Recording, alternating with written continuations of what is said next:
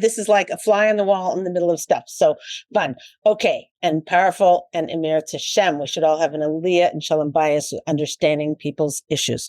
Okay. So we have a lady. Her name is Kayli, and she's married for 8 years, and she has 4 kids. And Kayli, thank you so much for coming on to the Ladies Talk Show. We really appreciate it. My husband and I, we come from very different financial backgrounds. He comes from like fairly comfortable upbringing, what people would probably call like upper middle class. And I come from really no money at all, like what you would consider basically poverty level. And so it's sort of developed in me like a desire to pursue a high level profession so that I can leave this bracket and live a life that has more in it and, a normal life. And so that's what I did. I went through, a few different programs and a professional licensing program to do that. And what happened was that I was very passionate and excited to start making a good salary. But the great thing was that I met my husband shortly before I finished my final program, and we got married. And so I never entered the workforce being single and like going out there and kind of, aggressively making a lot of money. I only entered the workforce married. And what I right away realized was that, in addition to that initial sort of drive and passion, which was important to me, I realized and I learned, and a lot of this comes from learning with you, Leah, and Ladies Talk Show and your books and, just the Torah Masorah of what we're doing here and what's important in a marriage. I realized that, what's also important to me is to be present in my home, for my husband, for my kids. To be present, you said? Present, to be present. Okay, fine, okay. Yeah, to be present like for my husband and for my kids and for the home in general. And so ever since I did start working, I've always limited how much I work, and I've always curtailed, the work that I do, again, so that the home can run smoothly and I can be a presence in the home and not just, this woman who's out of the house, 40, 50 hours a week kind of thing, even though that's what I was kind of initially gearing up for. So that's fine. And thank God my husband provides well for us, so I don't have to be working full time. But there's a few different challenges with this. And what's been coming out for me is that sometimes it's still like sort of in my face how different where we come from is. So for example, like, I'm going to, I guess, give a very specific example of sort of how this all came to light, that I was like, I really need to explore this and unpack this. So we have some accounts that we've shared accounts, joint accounts or whatever it is. And then there's also like this other account that is not shared per se. And for a little while, I always asked my husband, like, can't we just merge the accounts, like whatever? And he always kind of gave like vague answers about it, whatever it was. Was that his or your account, the one that wasn't? It's not ours account. Our account is like an account that I can view, but it's not officially a joint account. It was an account that he had before he got married. Okay. There's just some money in it, you're saying? Yeah, exactly. Okay. I don't want to call it an investment account because I don't think it was being invested, but just sort of like a fund. Okay. So more recently, I started feeling like, I don't understand what the point of this account is. Anyway, I asked him, I said, can't we just merge this account? And he said, no, my parents want me to keep it separate. And they give money into this account sometimes. And I was just, it brought out such a sensitive part of me of like, I get emotional with this. Like, it's like,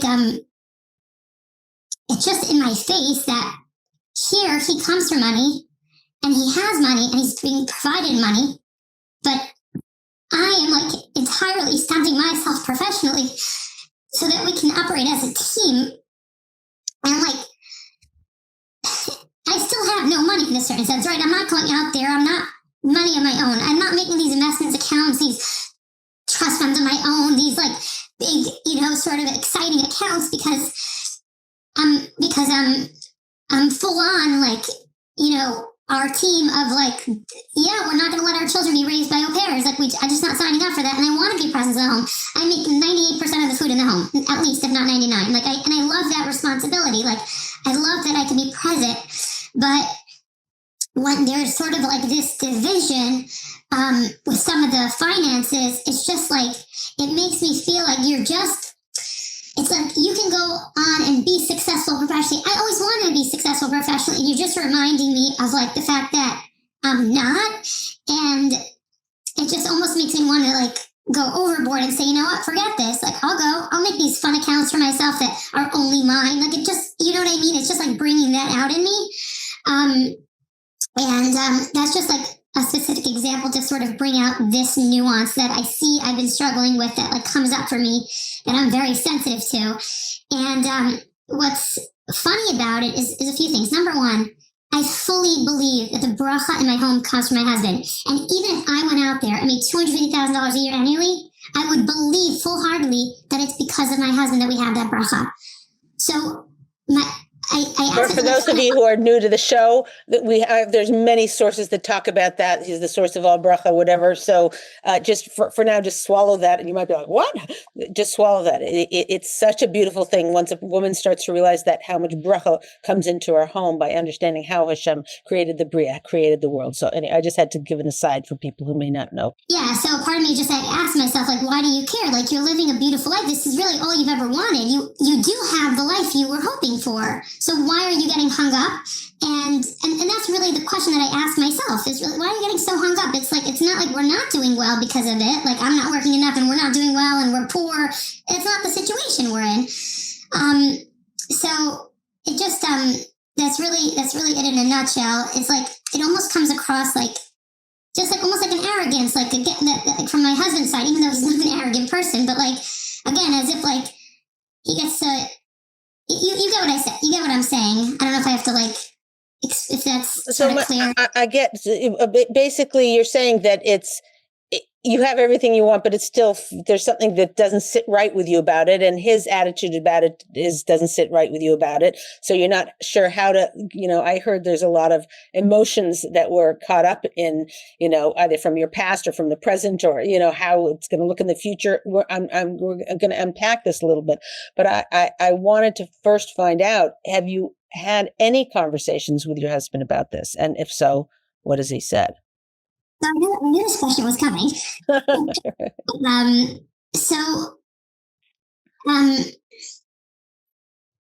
Yes and no. I think that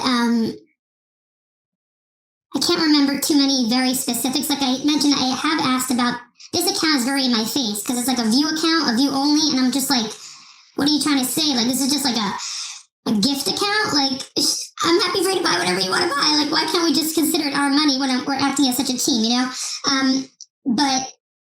So I have brought up about this account specifically, not about the underlying emotions. Most recently, I had an outburst, and that was when I realized, and that was like the first time that I really said, like, this is how it's making me feel. But like my voice was raised, even though I know that's the biggest no in the world. I'm telling you, I never, ever, ever raised my voice. But that's when I realized, like, what is going on here? Clearly, you're so worked up about this. There's something here to unpack that you have to unpack. So the most recent was a very big outburst on my end. I did not expect it to be effective. We never really want to win because we yelled. That's not. What did you say? Tell me the message that you gave. I said pretty much exactly what I'm saying here, but yelled. Like very, like I said it like an outburst. Like, how do you think it makes me feel that you're out there and you have these investment accounts and you have this money from family? I don't have anything and I don't have these accounts of my own. So why can't we just keep these things together? Like, why are we separating these things? But I said it in a very like angry way. Same words, just my tone was harsh. What did he say? Basically what he said was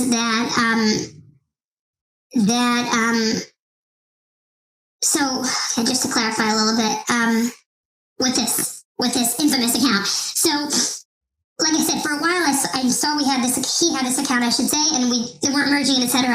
And every so often when he wanted to do something big, and like I really wasn't on board with it, like for example, at one point, very generously, he wanted to give a very big donation to one of our shuls that was at risk of losing its property, and I was like, I don't think we have, like, should we be doing it? I don't know. It's a lot of money, like, whatever. And he's like, you know what? I'll give it from this account, this other account. And I was like, you know what? Okay, it's that other account that we don't really touch. But basically this is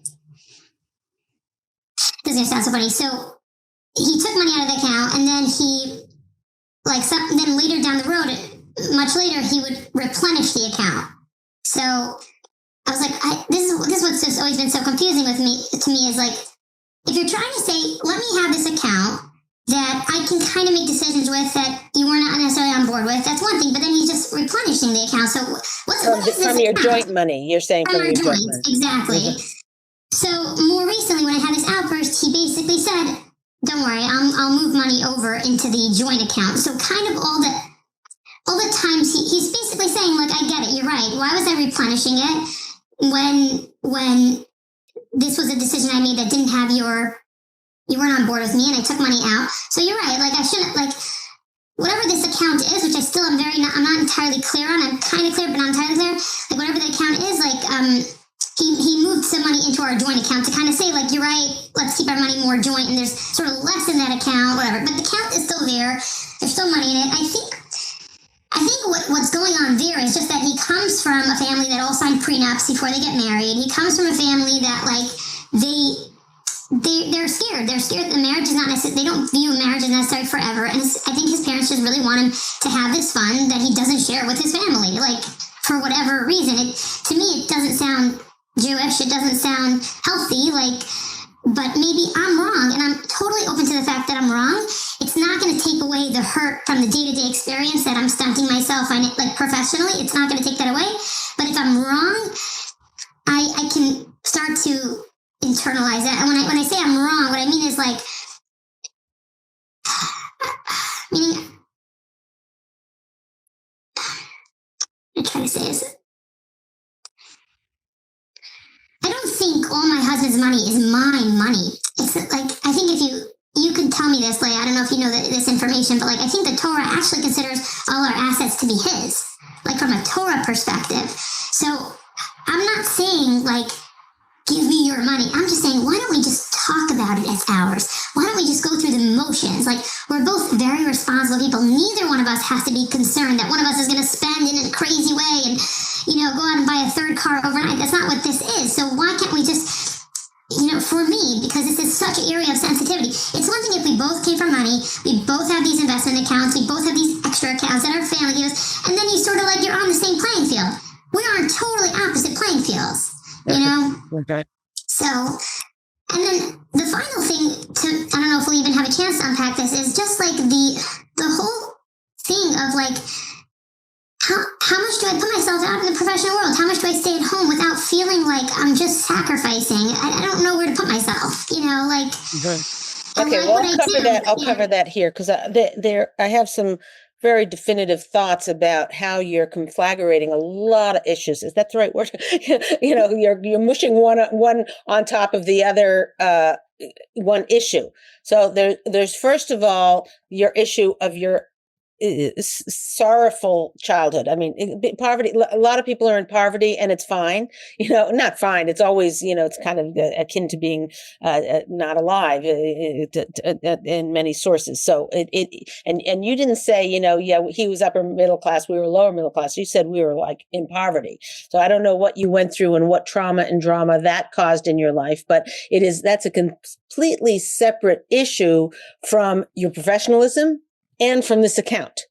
So, but you're taking your whole childhood and floating it around in this mush, in this cholent of whatever that she's nodding.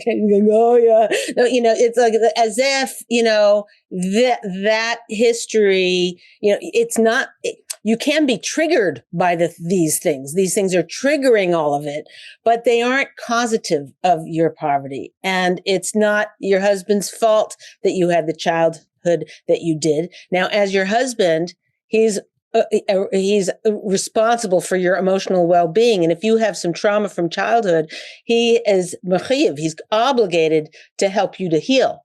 That's his obligation as your husband. Okay. Your emotional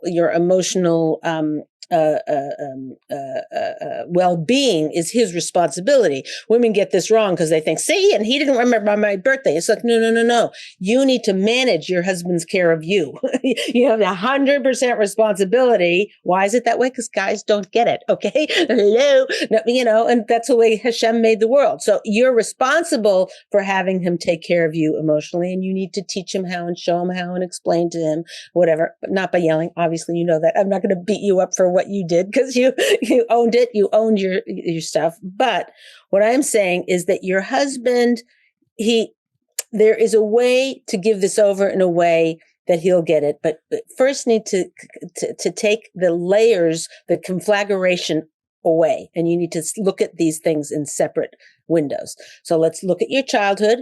That's emotional healing that you need to do, that he needs to help you do, that you're uniquely qualified in having right now. As you said, if you walked out, and left your kids eating, takeout food or whatever, you could have the life you thought you were headed for, which is working 50 hours a week and being exhausted and coming in, punching the clock and going back the next day, or punching the clock when you get that. You know what I mean? But anyway, the point is, that's one aspect. Another aspect is this account and how it makes you, it's funny, I went to a gadol. I have asked a lot of gadolim this, why is there such a high divorce rate than there ever was? I mean, the world is 62%. That makes sense. They were following all kinds of Narishkeit, crazy ideas and whatever. The Jewish world, we've got this beautiful Masorah. How could it be? And one of them, a very big gadol, told me, Leah, the reason there's so many divorces is because of the mothers-in-law. I was like, what? Wait, stop. What? I was shocked. And they said, yeah, they're interfering. They're saying, oh, you shouldn't put up with that. You should whatever. They should be out of the relationship. It's between the wife and their husband and how they deal with it, not the mother saying what he should be doing, how they would, or she should be doing, and that's what he told me. It was horrible. So you're in a situation where your in-laws are putting money into account in case your husband divorces you. That's very painful by anybody's book. It's wrong of them. It's wrong of them. It's actually usur d'oraisa what they're doing, to push you away like that, to undermine your marriage like that, to give your husband less of a reason, he has got a foot in the door, rather than being all in. He knows he's got the safety thing in the background. I mean, that is a horrible thing for a family to have to live with that burden.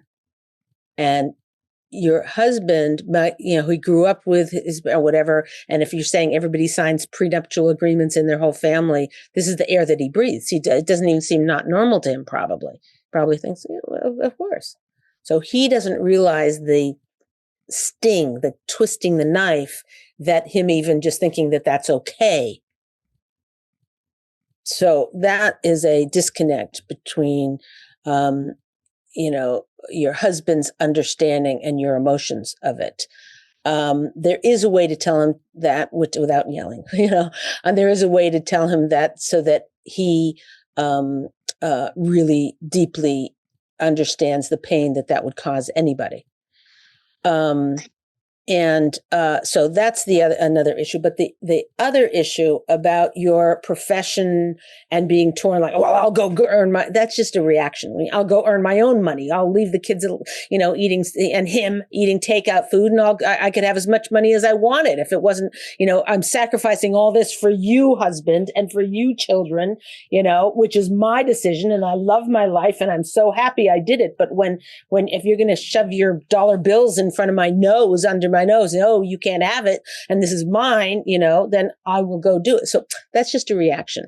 It's not really how you honestly feel. That's not Kayli's modus up, that's your emotion. No, but what I wanted to add, Leah, on that is that there is a part of me that over the years really developed this sort of almost like masculine energy to go out there and make a lot of money. So a part of me, aside from everything else we talked about, a part of me does feel like a failure in that I'm not making the money that I was planning to make. That a aside from the reactive nature of it. Like and actually I thought to even just like reframe it, because again, thank God my husband does provide for us financially, so it's not like I have to. So I like a little bit ago thought to reframe it and call, whatever, I'll call what I do my hobby. I'm not here to make a ton of money. This is my hobby. And my husband actually was really upset by that. Like I said it a few times and like kind of whatever. And he's like, because he feels like he is actually doing a lot to enable me to do the little amount of work I do. And he's like, and then you go about and you call it a hobby. And I'm like, if I were to call it a hobby, it would actually it would, in a certain sense, like I can get behind it. Meaning I'm not setting out to make a lot of money right now. I'm doing this because I love what I do. I'm going to do a small amount of it each week, whatever it is, and done. And let me have this sort of outlet, so to speak. You know what I mean? And not think about all the money and not whatever. But he actually was like, it really hurts my feelings when you call it a hobby. Okay. I'm married to a wonderful man. This doesn't. I'm not. Right. I get. No, I get it. I get. It helps you to think of it that way, but it hurts him to think of it that way. So you can do both. You can never say hobby in front of him, and in your own head think of it as a hobby if you like. That's mm-hmm. fine. But the point is that in our society, for the last 70 years, it's been like, I'm going to make it. I'm going to succeed. I can do it too, and whatever. And putting those pants on that women did robbed us of our ability to be content with what we have. I mean, you're content with what you have. Can you imagine if you were giving up your thing and your husband wasn't providing well for you? Like, if you think about that, and that's many times the case, a woman gets her law degree or her, I don't know what your degree is in whatever, she gets her professional thing and and then that doesn't exercise it. And then they are struggling financially. And that's an even harder position. So, but the point I'm making is let's separate them out. Let's take a look at your childhood. Let's do some journaling about your childhood, about the pain that you suffered, about whatever. Do you have sisters? Mm-hmm. Yeah. That's a good thing to unpack. If you're close with your sisters, that's a good thing to unpack with your sisters about, the trauma and the drama that you might have gone through when everybody else is going off to the skating party and you don't have the $11 to go. I don't know what your life was, or you're opening the fridge and there's nothing, there's nothing there, and there's a cucumber that's squished and moldy, I get it. Okay. I don't know what you went through, but that, I think anytime you're feeling a sting, like when you started to get all choked up, a lot of it was unprocessed pain from your childhood that is not, she's nodding her head, that hasn't been processed in a way that you can say, okay, there's many ways to reframe it. There's like my poverty as a child, who I blamed my parents for being, totally negligent and not being on it and not keeping a job or whatever it was that caused your thing. Or I was mad at God my whole childhood because my parents had 3 jobs and we still didn't make ends meet. Whatever it was that you process, this is what Hashem gave me. And this is the environment I needed to be bred in. So that now I so appreciate everything I have. I mean, I look at my, I can't believe these glasses I have. These are designer glasses, or whatever it is. These aren't designers. But anyway, no, I'm just saying, maybe that's why. Maybe so that you could have, when your kid is taking tissues and going, you'll say, take one tissue will do it, whatever. Sometimes you need 2, but you don't need 7, so who knows what it is of why you had to have that. But if you can either unpack it with your sister or with yourself or with a therapist or with something and reframe your childhood in a way that it doesn't cause you to sting, that will help this other triggers. Okay. The second thing is to discuss with your husband about the, there's a shtickle. This is such a harsh word. I'm going to say it, but I'm going to take it back after I say it, which is there's a little bit of a betrayal by him having the account in your eyes. There's a little bit like, oh, you agree with this whole philosophy that your family has that one day, you have to have it in case and I better behave because otherwise I'm not going to be taken care of something, whatever, all this stuff that, the chatter that goes on with that account. I think that needs to be unpacked, and I think it needs to be honest. And I don't think I can change the account without having a whole drama with his parents and his mother and him telling his mother this and, causing all kinds of upset, not the least of which might be if they're keep putting money in there, you want that money to keep going in there. And if you've caused this whole big ruckus, you might be shortchanging your yourself, whatever, in the long run. And I don't think people who are like that they didn't probably make those decisions yesterday. It's probably like 10 or 20 or 30 years they've been signing prenups and been, working on those kind of things. And if that's the case, you throwing a tantrum about it is just going to upset the relationship. So I don't think you can change the account, but you can, or I don't think it's worth it to change the account. Just, I'm so trying to say, and again, this standing on one foot, there could be a lot of details I don't know about. Like their parents are interfering in a lot of other ways. I don't know. But by the way, are they? There's some sensitivities there. Always is. Yeah, let's not go into that because we're out of time. But nothing too crazy. Okay, all right, so fine. Well, yeah, I actually we could do a whole show on that. But anyway, the point is that likely you're not going to change that, but that doesn't change that you can have a conversation with him. And the fact that he moved, you even blurted out not so beautifully or whatever. And the fact that he moved money just on your outburst says a lot about him, a lot about his menschlichkeit, a lot about your, if you yelled at him all the time, he wouldn't probably have done that because there she is again. But the fact that you never yell and then you felt so emotional about and so strong about it, probably if you had said it nicer, he would have moved more over, but I don't know. So anyways, the point I'm trying to say is that your conversation with him about that and telling him how much it meant to you that he moved the money over. Like you've been thinking about it, you've been mulling it over. And the more you think about it, the more you think you feel heard. And you can even say, I'm not a yelling. I work very, very hard not to raise my voice and not to be, strong on you or force you to do anything. And the fact that I broke my, I wasn't my greatest self when I communicated that to you and you did it anyway means the world to me. And so I would definitely tell him that. And I would definitely, tell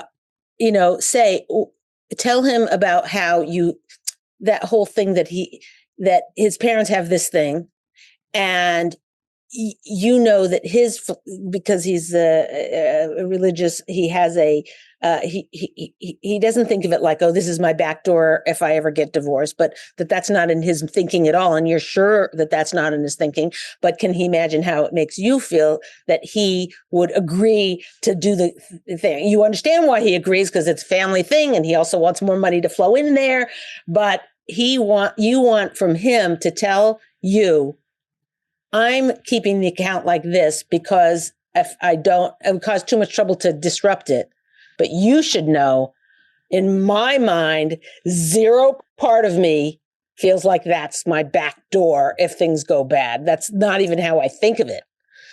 And frankly, anytime, if you wanted some say in how you wanted that money to be spent, or, like when you made the big donation to the shul, I would say, do you mind, would you mind, something like that. Do you mind me taking the money and putting it there? If you had some sort of say in it, that would go a long way to making you feel like he didn't think of that as his back door, which is very betraying. It makes you feel very, very sad and betrayed. So those are those two issues. And I'm going to get to your third issue, which is the issue of your, being a professionally trained woman and you could have all this money and whatever, that is the Yetzer Hara banging on your head that your decision and your determination to be there for your family was a mistake. and that you're going to regret it. And years down the road, you're going to have 20 years where you didn't work and you're going to get back into the workforce and make a fraction of what you could, whatever. That whole stuff is the Yetzer Hara's very brilliant, calculated way to make you miserable and to make you not be fully present with your family. And it's very successful. And I believe me, any woman who I sat down and had this conversation with, particularly professional women, would have the exact same half in, like what if. And you just need to think in your mind, that kind of thinking is the Yetzer Hara. You need to take a big steel door, close it tight with 14 locks on it and spinny locks and twisting locks. And just don't let it into your consciousness, because it just robs us of our ability to be where we are when we're there. And you yourself said you chose this. You love your life. So again, as I said, these are all conflagrated on top of each other. When you put them apart and you battle each one of these things one at a time, I think that you'll have a lot more success in being able to not let them feel distant from your husband because they're all tearing you apart. She's nodding this. Hold on. I haven't let you get a word in edgewise. So we actually are out of time, but I just want to hear from you what you got out of our conversation and what your actions forward and your thinking forward is going to be. Well, yeah, I think it was very helpful to separate that, the background is not, it's very separate from whatever else is coming up, and it serves as a trigger, but really it's its own entity, and that makes a lot of sense. So I do want to continue to unpack that, and that's probably the most emotional part of this whole thing, like you mentioned. So I actually thought I had unpacked a lot of it in the past, but I guess it's still with me. So definitely worth unpacking more. Like you mentioned, either like with a therapist or a close sister or something. So that's definitely a good game plan. By the way, your husband might be really good at that. I was going to ask if you're saying with that? You could, I don't know your relationship with him, but if you do have good communication with him, he probably can't understand what it is to go to bed and not know if you have food the next day or whatever it is that you had to deal with. And I think it'll give him a level of rahmanas, of sympathy or empathy, whatever, for you, which I think will help with a lot of the issues surrounding it. But also, I think he knows you better than anyone else in the world. He might be able to say, I can see how that made you feel this way, but you should just know that, I see all the time, the cheese has mold on it. I would have thrown it away. And you, because of your poverty or whatever, you cut away those green things and you knew exactly how to prepare it for, use. And I'm like always in awe of how you save our family money. And I don't know, I'm making this up, but those kinds of things can be very healing. Oh, we're really out of time. Okay, wait, finish your thing. Okay, so I want to know what your thinking is going to shift and what actions are going to shift. Yeah, and so I think the other thing is, it really was very validating to hear, because part of me was like, maybe I'm thinking about this wrong, that he should have the separate account, but again, it just didn't sit with me. So I really appreciated hearing how valid, how coming from the in-laws, how toxic that can be, and trying to stratify things is really unhealthy, and that there's a reason for it to feel so painful for me. So I appreciate that. And then, I'd like to plan to have a talk with my husband, and exactly like you said, just say, hey, can we just, even if the account has to exist, can we talk, at least the way we talk about it, in a different way, where we're reflecting that this really is joint money, that, at some level, right, we'll shared opinions on how to, spend it or when to spend it, and things like that. And by the way, he's doing that as a gift to you because it's so inappropriate for him to have that from his in-laws. And I don't think he can do anything about it or should do anything about it. Right. But you should know, and you should make sure he knows that the Torah, the way the Torah breaks it down, is all of the money's his. if a woman comes into the marriage with a trust or this, things are different. I'm not an expert; it's above my pay grade. But all of the money is his, and so if he's making a choice like to buy a house or to buy a car or to whatever, it should always be, oh, thank you so much for the car. It's like, it's our money, and you say, thank you, like even you make dinner for your husband. Or you get takeout food or whatever it is. Let's say you make all the dinner for your husband and you put it on the table and he says, thanks for dinner. And you say, thank you for dinner. So he paid for it. It's from his income. And by the way, that's a little hard to do just for anybody who's watching the show It's a little hard to do, but you'll create miracles. Your husband will be like, oh, he'll have new stature, which is really important for you getting your needs met and for doing the right thing with what Hashem wants. Okay. Sorry. Finish your last sentence and we have to end. Like you're saying, so it's, even though that's the reality from a Torah perspective, that it all belongs to the husband, it's so important for it to we call it ours, because there's no other way to, you can't do anything, can't do it any other way. Like you kind of have to approach that way because you are a team, you know what I mean? But at the same time, like you're saying, we can, I think I get what you're saying there. And otherwise, just I'm going to really mull over what we talked about and try to, get behind the whole it's the Yetzer Hara thing and just really try to internalize everything we said. Shut that down. Yeah, shut that down, because that what I should have done, what my life could have looked like, and when you're changing the fourth diaper because they, it's whatever, it's very tempting to go into that door and out that tunnel and just slam the door and just say, I'm here. God gave me this gift to be here. I'm here. I'm where my dream, this is, whatever. And you just have to keep talking yourself into it. And I just want to correct one thing you said about, it really, as your partners, and it really is our money. And that's a better way to think of it. It's actually, that's not Emma's. Emma's is, it's all his, but his being able to, his giving you the permission on that kind of money that's supposedly the betrayal money, you can call it, whatever, that I can walk away anytime I want money. That I think he has to pretend is partly yours in order for you to be able to exhale. Is that making any sense? In reality, it's his, he knows it's his, but he's giving you that control over it so that it is seen as joint money rather than seen as his escape money from you. Right. What I was saying before is that I know it's his, he knows it's his, but we still talk about it as ours. That's right. That's fine.